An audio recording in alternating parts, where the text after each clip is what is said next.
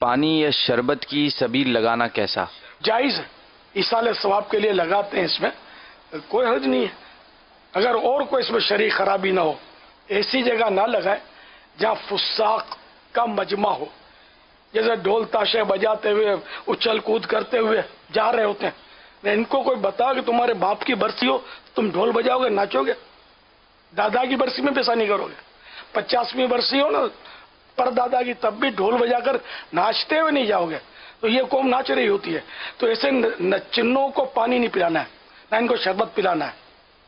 تو ایسی جگہ جہاں یہ اس طرح کے لہو و لعب اور ڈھول تماشے اور اس طرح کے مطلب گناہ بھرا ماحول ہوتا ہے، لوگ وہاں بھی بانٹ رہے ہوتے ہیں پانی اور شربت، تو وہاں نہیں۔